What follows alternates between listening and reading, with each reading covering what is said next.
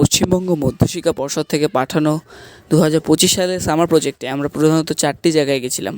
একটা হলো গিরিশচন্দ্র বোসের বাড়ি, 2 হচ্ছে আমাদের ইউকো ব্যাংক ভ্রমণ, 3 আমাদের নেচার স্টাডি এবং 4 হচ্ছে বাগবাজার লাইব্রেরি ভ্রমণ।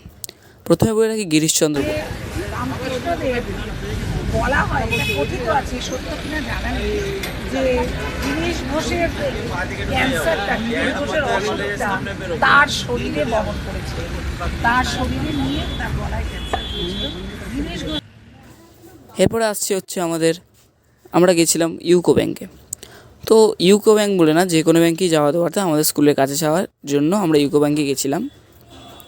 তো ইউকো ব্যাংকে গিয়ে আমরা প্রধানত ব্যাংকের যে সমস্ত কাজকর্ম, অর্থাৎ কীভাবে এটিএম কার্ড ইউজ করা হয়, এটিএম কার্ড বানানোর জন্য কী কী ফর্ম ফিল আপ করতে হয়, একটি নতুন ব্যাংকে অ্যাকাউন্ট খোলার জন্য কী কী নিয়ে যেতে হয়, কী কী এভিডেন্স লাগে, কীভাবে ফর্মটা ফিল আপ করতে হয়, এছাড়াও কীভাবে ব্যাংক থেকে টাকা তোলা হয় অর্থাৎ এবং টাকা ফেলা অর্থাৎ ডিপোজিট, উইথড্রয়াল, সমস্ত কিছুই কাজকর্ম দেখেছি এবং ওনাদের থেকে জেনেছি, ব্যাংকে যারা কাজকর্ম করেন।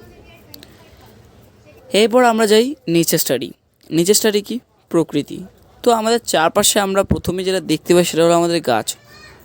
গাছ ছাড়া আমরা বাঁচবো না, তাই জন্য আমরা গাছকেই এবারের আমাদের নেচার স্টাডির মূল প্রজেক্ট হিসেবে বানিয়েছি।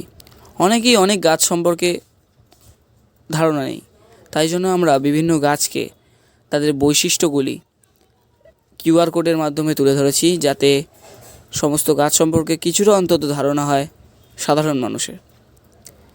এরপরে আমরা গেছিলাম একটি অত্যন্ত সুন্দর এবং অন্যরকম লাইব্রেরি ভ্রমণে, যেটা ছিল আমাদের বাগবাজার লাইব্রেরি।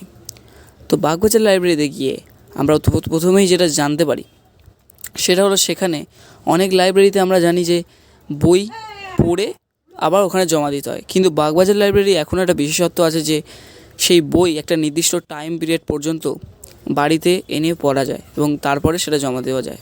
তো এটা খুবই মজার। এছাড়াও আমরা জানতে পারি সেখানে 5403টে বই আছে টোটাল। সেখানে বহু জীর্ণ পত্রিকা, বহু পুরাণ পত্রিকা রয়েছে, যেমন প্রবাসী পত্রিকা, আনন্দমেলা, বঙ্গদর্শন ইত্যাদি পত্রিকা রয়েছে। এছাড়াও বহু নাটক, বহু প্রবন্ধ, গল্প, ইংলিশ, বাংলা বইয়ের ছড়াছড়ি ওই লাইব্রেরি। ওখানে আমরা জানতে পারি গিয়ে যে কীভাবে বই নিতে হয়, তার জন্য কী কী কী কী তথ্য দিতে হয়, কীভাবে কার্ডে কী কী লিখলে সেই বই পাওয়া যায়, এই সমস্ত আমরা জানতে পেরেছি এই লাইব্রেরি ভ্রমণ থেকেই। তো এই 4টি জায়গায় প্রধানত আমাদের স্কুল দ্য পার্ক ইনস্টিটিউশন থেকে নিয়ে যাওয়া হয়েছিল। তো আমরা খুবই আনন্দিত হয়েছি এবং খুবই মজার সঙ্গে এই সবগুলো তুলে ধরেছি। নমস্কার।